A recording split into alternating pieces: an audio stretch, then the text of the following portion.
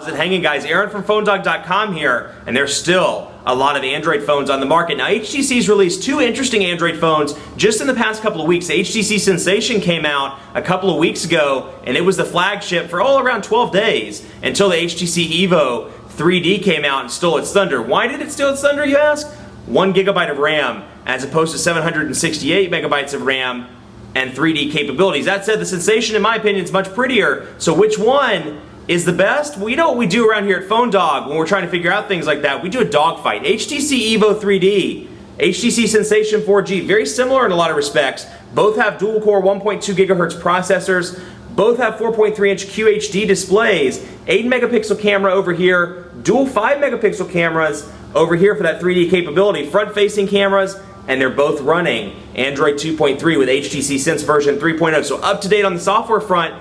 A lot of similarities, like I said. Which one's the best? Should you go with the one that, in my opinion, is prettier, very thin, feels different in the hand, feels good, or should you go with the one with more RAM and 3D capabilities? We're going to find out that in an epic dogfight, HTC EVO 3D, HTC Sensation 4G. But before we get into it, thanks to Best Buy, because they do their part, and they hook us up with phones that we can give to you in the One Paw Bandit game. When you go in to buy either one of these devices, they'll hook you up and make sure you walk out working. So you get your email, your web set up, or let's just say contacts, whatever it is, they'll make sure you're ready to go. So when you walk out the door, you're working. Enough of that, let's see.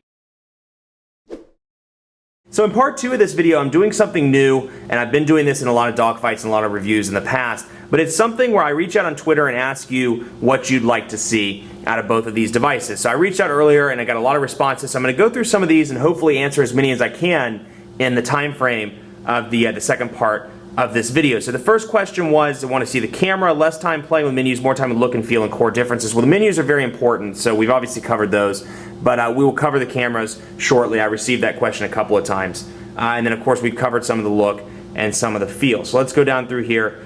Good camera comparison, absolutely. And then battery life. Okay, so that's an interesting one. 1,520 milliamp hour battery over here, 1,730 milliamp hour battery over here. That said, I find that actually the EVO 3D drains a little bit faster for me. Now obviously that's my usage, moderate use, I download apps, I browse the web, do things like that.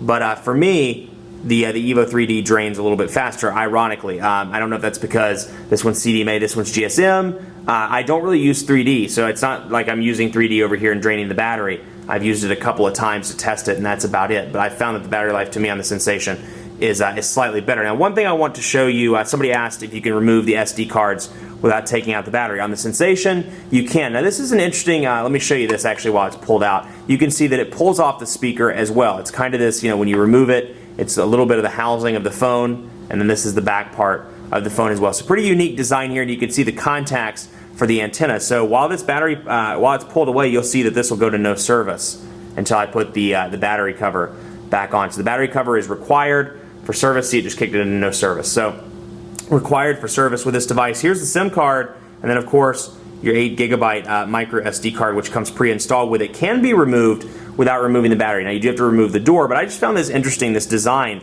where it does pull off the volume rocker over here, the power button, and then just to slide it back in, all you do is slide it down there and then pop it in, and in about 5 seconds your signal will come back. Now this one's a little harder to remove, and it gives this kind of flimsy feel that it's going to fall apart if you don't remove it the right way. Now I found out the way to do that is come over here on the side with the micro USB charging port and pull that way, or else you may risk pulling off part of the side over here, pulling the wrong way. But you can pull off over here, and you can see 8 gigabyte micro SD card hidden behind the battery. So in order to pull this 8 gigabyte micro SD card out, you are going to have to remove the battery. That said, there's an improvement here over the original EVO. The battery cover wraps all the way around the side of the device, so it doesn't give that same flimsy feel the original EVO had, you know, around the sides or the back. You know, if you push the battery cover a certain way, it didn't feel like it was always on, or, you know, that was a big point of contention for a lot of EVO owners, was it didn't feel sturdy. So this one much improved over here as opposed to the original device. And then actually this is something I did not realize when I was looking at it CTI. This is actually metal.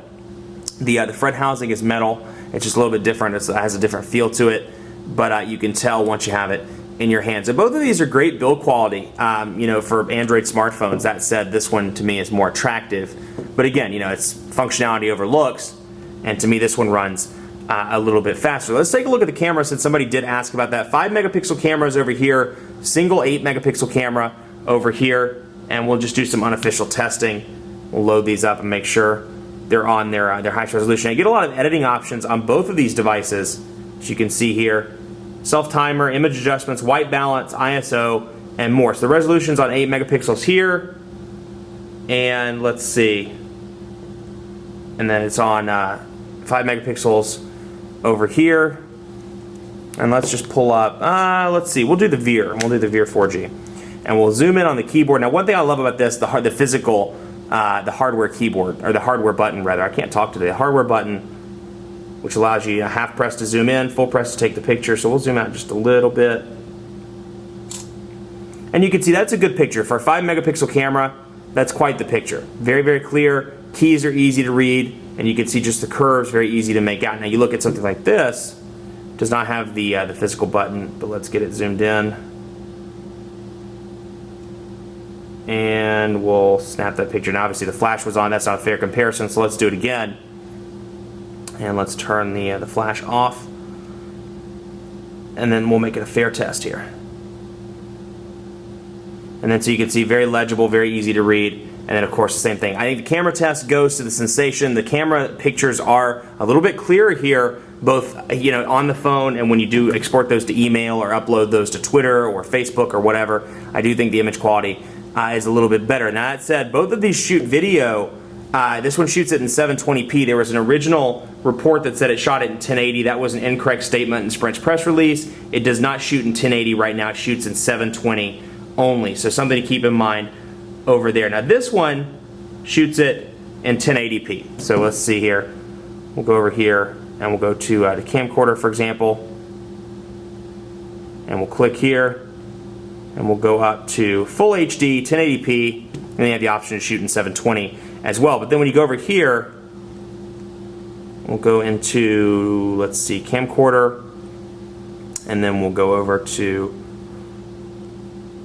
HD, and you can see it only shoots in 720. So something to keep in mind, 1080 is a real big thing for you. Then this one's the one that shoots in 1080p, this one shoots in 720p. That said, obviously you get the ability to shoot in 3D, and you have this easy toggle so you can switch between 2D and 3D portraits. Somebody asked between two of these devices, which one is the fastest? Well, I'll tell you in day-to-day performance, it's the EVO 3D. There is a little bit of a lag on the Sensation. Like I said, 768 megabytes of RAM here, 1 gigabyte over here. But let's do a quadrant standard test. Take it with a grain of salt, but let's see what the benchmarks say in terms of which device is faster. Now, while these are running call quality, somebody asked about call quality. I will say the antenna, in my opinion, the wireless antenna on the Sensation is much better than on the EVO 3D. I've had some serious issues, and I've actually worked with 4 of these devices. So it's not my review unit. I've worked with 4 EVOs. This is the 4th one.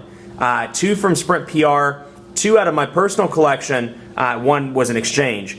And then I'm still having issues with the 3G and with the overall call quality. I mean, not only is our data speeds incredibly slow, but issues, where I haven't had an issue with the Nexus S 4G or the Epic 4G, having trouble receiving calls. It'll go from 0 bars to 4 bars to 2 bars, which is fine as long as the service is okay. When I do make those calls, I find it to be a little bit choppy in spots where I've never had an issue before. So we'll see here. Sensation 4G comes in at 1,948. 1,948 for the Sensation 4G. Over here, 2,061. So according to Quadrant Standard, which again, take it with a grain of salt, the EVO 3D is slightly faster. Now, day-to-day use, EVO 3D is noticeably faster to me versus the Sensation 4G. That said, the better package, in my opinion, is the Sensation 4G because, obviously, call quality is a little bit better, in my opinion. Data speeds are a little bit better and more. So, what good is a phone if the data speeds aren't that fast? I actually had to kick this onto Wi-Fi because the 3G was lagging so badly I couldn't get on the web and download some of the apps I needed to download. So let me scroll through here on my Twitter feed and see what else you asked. Let's go through display comparison. Okay, both of these are running 4.3-inch QHD displays. Somebody asked about the pixelation. There's no pixelation on either of these devices. QHD, it's interesting because I've worked with it on the Motorola Droid X2, and there's a lot of pixelation on that device. None whatsoever that I can see with the naked eye on either of these devices. I mean, both look fantastic. No pixelation.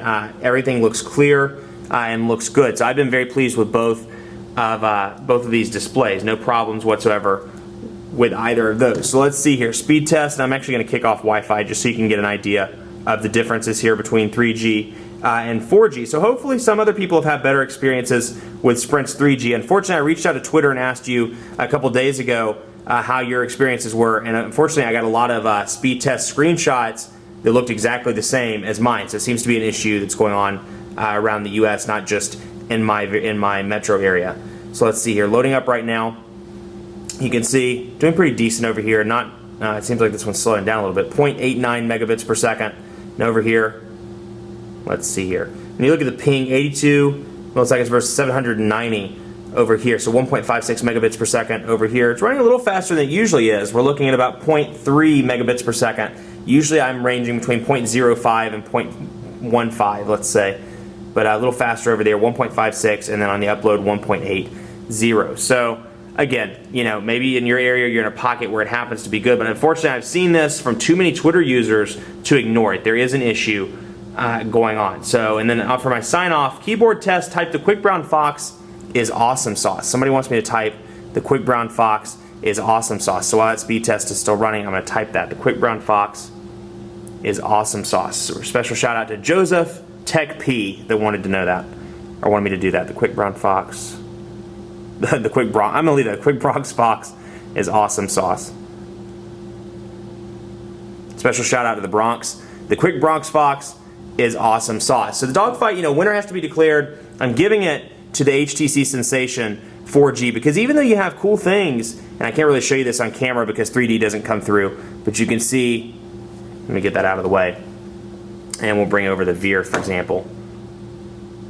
There you go. You can kind of see the 3D effect there. Even though this has something cool like 3D and it's somewhat usable as long as you hold it in exactly the right place, it's intended for one person and one person only. Even though it has 3D and has some awesome features, this is the more powerful device. If you're looking for power, you don't want lag, then this one has less lag than the Sensation 4G. That said, a phone is only as good as its wireless radio and its signal strength, because obviously you can't use data features if you don't have data, and if you're not in a Wi-Fi area, that's a problem. So T-Mobile's 4G has been very decent. HSPA Plus has been pretty strong. Battery life's been pretty decent on this device with moderate use. So all around, this is the best package. Now this one's more powerful, but unfortunately the radio needs some work. Sprint's 3G is having severe issues across the nation based on my tests and tests that Twitter people have sent me.